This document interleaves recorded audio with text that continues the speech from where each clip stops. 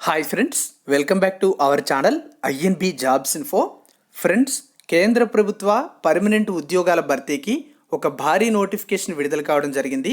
ఈ నోటిఫికేషన్ ద్వారా కేంద్ర ప్రభుత్వ 36 శాఖల్లో గ్రూప్ బి, గ్రూప్ సి ఉద్యోగాలను భర్తీ అయితే చేస్తున్నారు.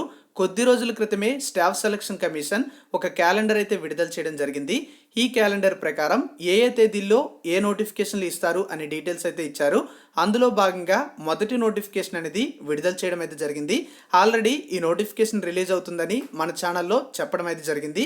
ఇప్పుడు చూసుకుంటే చాలా మంచి ఉద్యోగాల భర్తీకి ఈ నోటిఫికేషన్ అయితే విడుదల చేశారు. ఈ నోటిఫికేషన్ ద్వారా భర్తీ చేస్తున్న ఉద్యోగాలకు మీరు సెలెక్ట్ అయినట్లయితే మీరు లైఫ్లో సెటిల్ అయినట్లే. ఎక్కడా కూడా మళ్ళీ వెనక్కి చూడాల్సిన అవసరం అయితే లేదు. అంత మంచి జాబ్స్ అయితే ఇవి. చాలా మంచి అవకాశం అయితే వచ్చింది కనుక తప్పనిసరిగా ఉపయోగించుకోండి.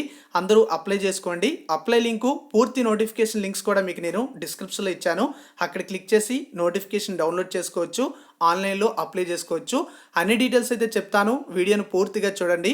మీ ఫ్రెండ్స్లో ఎవరికైనా సరే ఎలిజిబిలిటీ ఉంటుంది, వాళ్ళకి ఉపయోగపడుతుంది అనిపిస్తే ఈ వీడియోని తప్పనిసరిగా షేర్ చేయండి.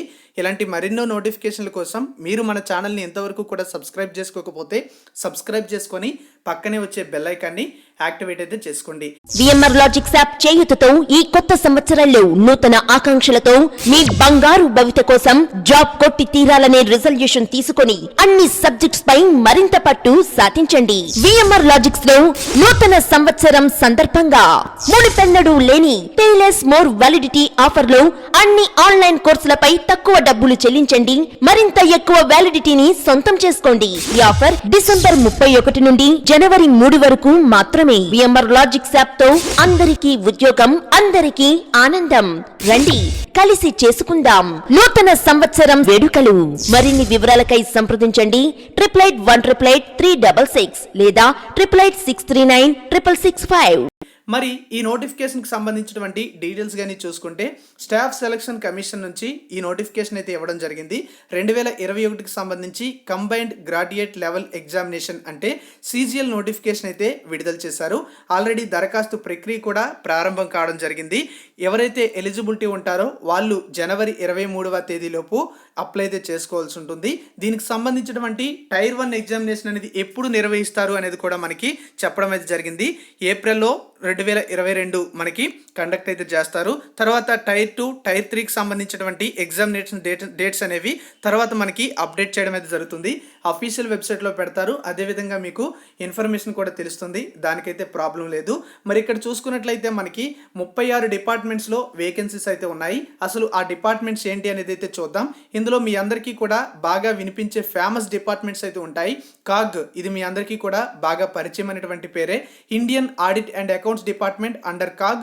అదేవిధంగా Central Secretariat Service, Intelligence Bureau, Ministry of Railway, Ministry of External Affairs, AFHQ, Ministry of Electronics and Information Technology, other ministries or departments or organization, CBDT, CBIC, Directorate of Enforcement, Department of Revenue, Central Bureau of Investigation, Department of Post, Central Bureau of Narcotics, Indian Coast Guard, other minority ministries or departments or organisation. ఇదే విధంగా National Company Law Appellate Tribunal, వీటితో పాటుగా National Human Rights Commission, officers under CAG, National Investigation Agency, ఇలా చాలా రకాల డిపార్ట్మెంట్స్లో vacancies అయితే recruit చేస్తున్నారు.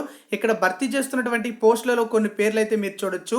ఇక్కడ మనకి assistant audit officer, assistant accounts officer, assistant section officer, ఇదే విధంగా అసిస్టెంట్ పోస్టులు, ఇన్స్పెక్టర్ పోస్టులు, ఇన్కమ్ ట్యాక్స్ డిపార్ట్మెంట్కి సంబంధించినటువంటి ఇన్స్పెక్టర్ పోస్టులు, సబ్ ఇన్స్పెక్టర్ పోస్టులు, వీటితో పాటుగా research assistant, divisional accountant, sub inspector, junior statistical officer, statistical investigator grade 2, auditor, వీటితో పాటుగా senior secretariat assistant, upper division clerk, ఇలా చాలా రకాల ఉద్యోగాలు అయితే ఉన్నాయి. ట్యాక్స్ అసిస్టెంట్ లాంటి చాలా మంచి వేకెన్సీస్ అయితే ఉన్నాయి. ఈ ఉద్యోగాల్లో కొన్ని ఉద్యోగాలకి ఏజ్ అనేది ఒక్కొక్క విధంగా ఉంటుంది. ఆ డీటెయిల్స్ కూడా చెప్తాను. ఏజ్ రిలాక్సేషన్ కూడా వర్తించడం అయితే జరుగుతుంది. ఈ ఉద్యోగాలన్నింటికీ కూడా ఇండియన్ సిటిజన్స్ ఎవరైనా అప్లై చేసుకోవచ్చు. ఏపీ, తెలంగాణతో పాటు ఇతర రాష్ట్రాల అభ్యర్థులు కూడా అప్లై చేసుకుంటారు. ఇందులో కొన్ని ఉద్యోగాలకి 18 నుంచి 27 సంవత్సరాల వరకు కూడా ఏజ్ ఎలిజిబిలిటీ అయితే ఉంటుంది. ఆ తర్వాత మరికొన్ని ఉద్యోగాలకి 20 నుంచి 30 సంవత్సరాల వరకు కూడా ఏజ్ ఎలిజిబిలిటీ ఉంటుంది. మరికొన్ని ఉద్యోగాలకి 18 నుంచి 30 సంవత్సరాల వరకు కూడా ఏజ్ ఉంటుంది. మరికొన్ని ఉద్యోగాలకి 18 నుంచి 32 సంవత్సరాల వరకు కూడా ఏజ్ ఎలిజిబిలిటీ అయితే ఉంటుంది. ఇందులో ఎస్సీ ఎస్టీ అభ్యర్థులకు 5 సంవత్సరాల ఏజ్ రిలాక్సేషన్ వర్తిస్తుంది. ఓబీసీ అభ్యర్థులకు 3 సంవత్సరాల ఏజ్ రిలాక్సేషన్ వర్తిస్తుంది. Persons with bench mark disabilities అభ్యర్థులు ఎవరైతే ఉంటారో వాళ్ళకి 10 సంవత్సరాల ఏజ్ రిలాక్సేషన్తో పాటుగా వాళ్ళకి రిజర్వేషన్ ఉంటే ఆ రిజర్వేషన్కి అనుగుణంగా మరికొన్ని సంవత్సరాల ఏజ్ రిలాక్సేషన్ ఉంటుంది. ఎక్స్ సర్వీస్ మ్యాన్ అభ్యర్థులకి కూడా 3 సంవత్సరాల వరకు కూడా ఏజ్ రిలాక్సేషన్ అయితే వర్తిస్తుందని నోటిఫికేషన్లో తెలియజేయడం అయితే జరిగింది.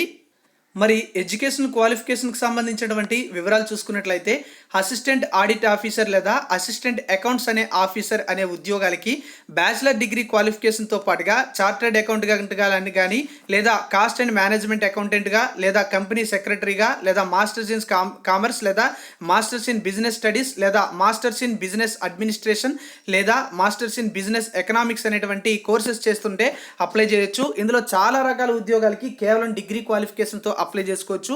ఆ వివరాలు కూడా చూద్దాం. జూనియర్ స్టాటిస్టికల్ ఆఫీసర్ అనే ఉద్యోగాలు అయితే ఉన్నాయి. దీనికి బ్యాచిలర్ డిగ్రీ క్వాలిఫికేషన్తో పాటుగా ఇంటర్మీడియట్ లెవెల్లో మ్యాథమెటిక్స్లో మినిమం 60% మార్క్స్ వచ్చినట్లయితే అప్లై చేసుకోవచ్చు. లేదా బ్యాచిలర్ డిగ్రీలో స్టాటిస్టిక్స్ అనేది వన్ ఆఫ్ ది సబ్జెక్ట్గా ఉన్నట్లయితే ఆ పోస్టులకి అప్లై చేసుకోవచ్చు. స్టాటిస్టికల్ ఇన్వెస్టిగేటర్ గ్రేడ్ 2 అనే ఉద్యోగాలు అయితే ఉన్నాయి. దీనికి స్టాటిస్టిక్ అనేది వన్ ఆఫ్ ది సబ్జెక్ట్గా బ్యాచిలర్ డిగ్రీలో ఉన్నట్లయితే అప్లై చేసుకోవచ్చు. అన్ని సెమిస్టర్స్లో కూడా ఈ స్టాటిస్టిక్స్ అనేటువంటి సబ్జెక్ట్ అయితే ఉండాలని పేర్కొనడం అయితే జరిగింది.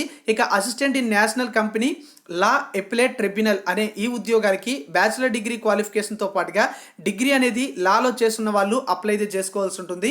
Research assistant in National Human Rights Commission ఈ పోస్టులకి బ్యాచిలర్ డిగ్రీ అనేది ఉండాలి. డిజైరబుల్ క్వాలిఫికేషన్ చూసుకుంటే మినిమం 1 year రీసెర్చ్ ఎక్స్పీరియన్స్ అయితే ఉండాలని చెప్పారు.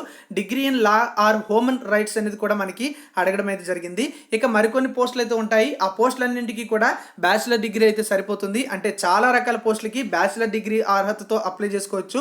కొన్ని రకాల ఉద్యోగాలకు మాత్రమే బ్యాచిలర్ డిగ్రీతో పాటుగా మరికొన్ని క్వాలిఫికేషన్స్ అయితే అడిగారు. మరి ఈ పోస్టులకి అప్లై చేయాలంటే మీరు ssc.nic.in అనేటువంటి వెబ్సైట్లోకి వెళ్ళి అప్లై చేసుకోవచ్చు. దరఖాస్తు ప్రక్రియ ప్రారంభం కావడం జరిగింది.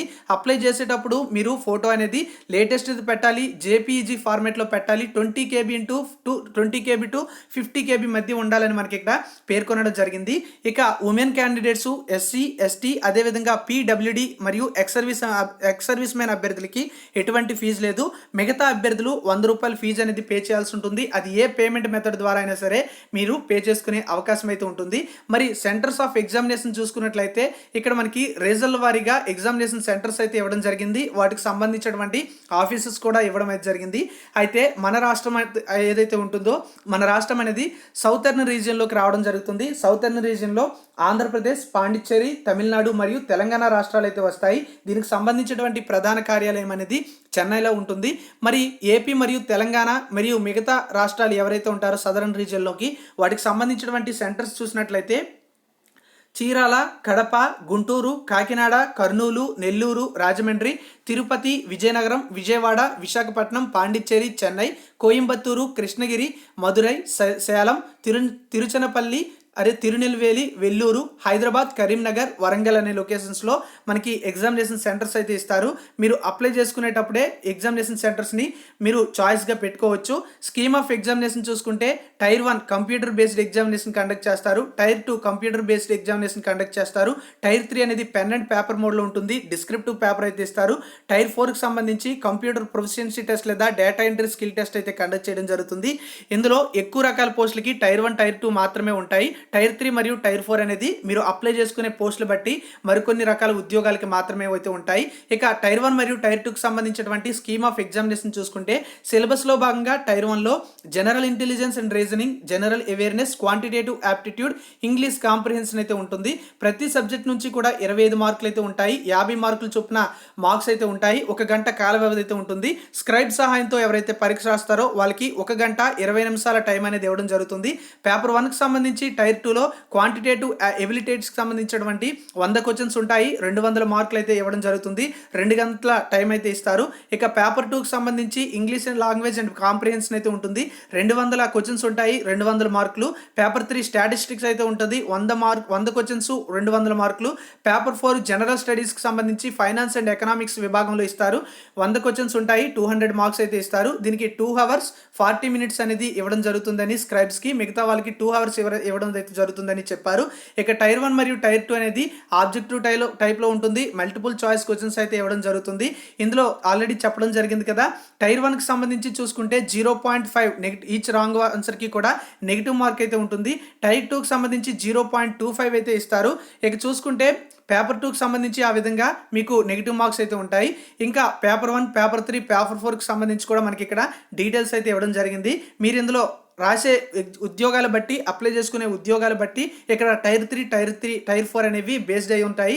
ఇక టైర్ 3లో చూసుకుంటే పెన్ అండ్ పేపర్ మోడ్లో మనకి డిస్క్రిప్షన్కి సంబంధించినటువంటి ఎగ్జామినేషన్ కండక్ట్ చేస్తారు. అది ఇంగ్లీష్ లేదా హిందీలో ఉంటుంది. అన్ని రకాల పరీక్షలు కూడా టైర్ 1, టైర్ 2 అన్నీ కూడా మనకి ఇంగ్లీష్ లేదా హిందీ లాంగ్వేజెస్లో మనం రాసుకోవచ్చు. టైర్ 4లో స్కిల్ టెస్ట్ అయితే కండక్ట్ చేయడం అయితే జరుగుతుంది. ఈ విధంగా డీటెయిల్స్ అయితే ఉన్నాయి.